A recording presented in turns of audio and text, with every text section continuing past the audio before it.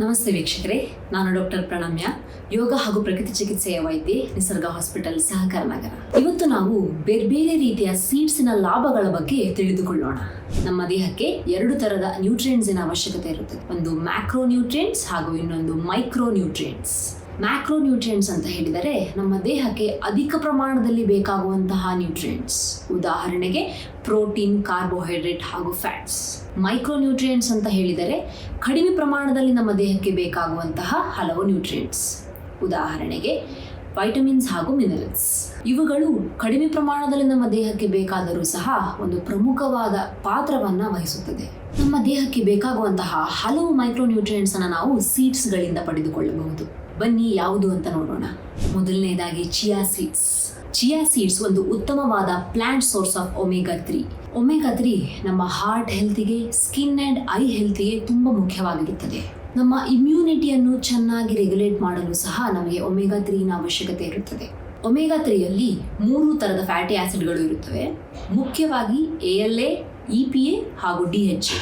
ALA ಅನ್ನುವಂತಹ ಒಂದು fatty acid ನಮಗೆ ಚಿಯಾ ಸೀಡ್ಸ್ನಿಂದ ಸಿಗುತ್ತದೆ. ಈ ALA ಸ್ವಲ್ಪ ಪ್ರಮಾಣದಲ್ಲಿ EPA ಹಾಗೂ DHA ಆಗಿ ಕನ್ವರ್ಟ್ ಆಗುತ್ತದೆ. EPA ಹಾಗೂ DHA ಇನ ಮುಖ್ಯವಾದ ಕೆಲಸ ನಮ್ಮ ದೇಹದಲ್ಲಿ ಆಗ್ತಿರುವಂತಹ ಇನ್ಫ್ಲಮೇಷನ್ ಕಡಿಮೆ ಮಾಡುವುದು ಹಾಗೂ ನಮ್ಮ ಹಾರ್ಟ್ ಹೆಲ್ತ್ ಅನ್ನು ನೋಡಿಕೊಳ್ಳುವುದು. ಇವುಗಳನ್ನು ಡೈರೆಕ್ಟ್ ಆಗಿ ಫ್ಯಾಟಿ ಫಿಶ್ ಅಥವಾ ಫಿಶ್ ಆಯಿಲ್ನಿಂದ ಪಡೆದುಕೊಳ್ಳಬಹುದು. ಆದರೆ ವೆಜಿಟೇರಿಯನ್ಸ್ ಇರುವವರು ಒಮೆಗಾ 3 ಚಿಯಾ ಸೀಡ್ಸ್ನಿಂದ ಪಡೆದುಕೊಳ್ಳಬಹುದು ಅಥವಾ ಆಲ್ಗಲ್ ಆಯಿಲಿಂದ ಪಡೆದುಕೊಳ್ಳಬಹುದು.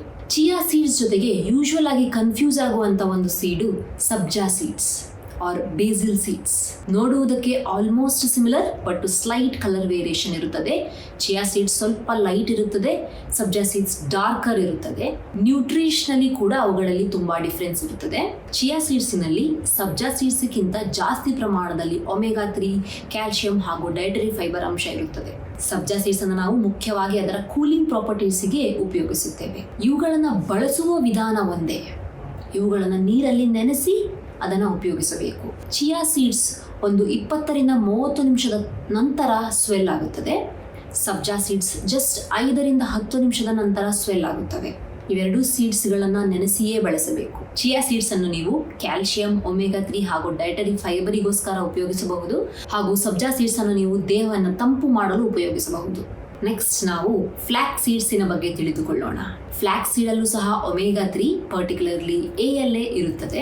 ವಿಶೇಷವಾಗಿ ಫ್ಲಾಕ್ ಸೀಡ್ಸ್ ಅಲ್ಲಿ ಲಿಗ್ನನ್ಸ್ ಅನ್ನೋ ಆಂಟಿ ಆಕ್ಸಿಡೆಂಟ್ ಇರುತ್ತದೆ. ಇದು ಫೈಟೋ ಈಸ್ಟ್ರೋಜನ್ ಹಾಗೆ ಕೆಲಸ ಮಾಡುತ್ತದೆ. ಅಂತ ಹೇಳಿದರೆ ನಮ್ಮ ದೇಹದಲ್ಲಿ ಈಸ್ಟ್ರೋಜನ್ ಪ್ರೊಡಕ್ಷನ್ ಅನ್ನ ಹೆಚ್ಚಿಸಲು ಸಹಾಯ ಮಾಡುತ್ತದೆ. ಈ ಹಾರ್ಮೋನ್ ವಿಮೆನ್ ಅಲ್ಲಿ ತುಂಬಾ ಮುಖ್ಯವಾದ ರೋಲ್ ಅನ್ನು ಪ್ಲೇ ಮಾಡುತ್ತದೆ.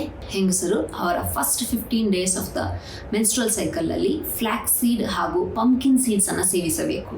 ಪಂಪ್ಕಿನ್ ಸೀಡ್ಸ್ ಅಲ್ಲಿ ಮಿನರಲ್ಸ್ ಆದಂತಹ ಜಿಂಕ್, ಮೆಗ್ನೀಷಿಯಂ ಹಾಗೂ ಐರನ್ ಅಂಶ ಇರುತ್ತದೆ.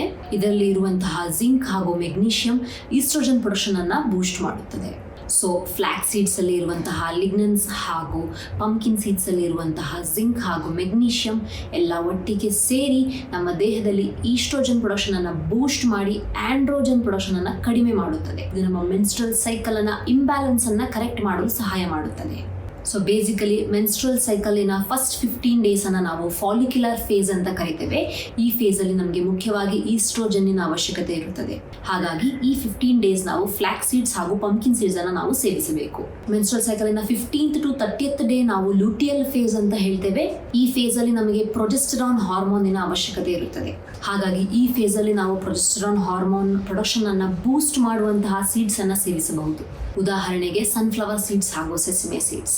ಸನ್ಫ್ಲವರ್ ಸೀಡ್ಸ್ ನಲ್ಲಿ ಇರುವಂತಹ ವಿಟಮಿನ್ ಇ ಹಾಗೂ ಸೆಸಮೆ ಸೀಡ್ಸ್ ನಲ್ಲಿ ಇರುವಂತಹ ಜಿಂಕ್ ಪ್ರೊಜೆಸ್ಟರಾನ್ ಹಾರ್ಮೋನಿನ ಉತ್ಪತ್ತಿಯನ್ನು ಹೆಚ್ಚಿಸಲು ಸಹಾಯ ಮಾಡುತ್ತದೆ. ಹಾಗಾಗಿ all these seeds play a vital role in women's health.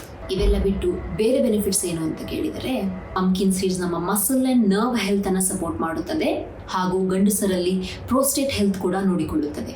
Sunflower seeds ನಲ್ಲಿ ವಿಟಮಿನ್ ಇ ಜೊತೆಗೆ ಸೆಲೆನಿಯಂ ಅಂಶ ಕೂಡ ಇರುತ್ತದೆ. ಇದು ನಮ್ಮ ಇಮ್ಯೂನ್ ಸಿಸ್ಟಮ್ ಅನ್ನ ಸಪೋರ್ಟ್ ಮಾಡುತ್ತದೆ ಹಾಗೂ ನಮ್ಮ ಥೈರಾಯ್ಡ್ ಫಂಕ್ಷನ್ ಅನ್ನ ಹೆಚ್ಚಿಸುತ್ತದೆ. ಅದಲ್ಲದೆ it is a very good antioxidant ಕೂಡ. ಸೆಸಮೆ ಸೀಡ್ಸ್ ಅಲ್ಲಿ ಜಿಂಕಿನ ಜೊತೆಗೆ ಕ್ಯಾಲ್ಸಿಯಂ ಕೂಡ ಇರುತ್ತದೆ.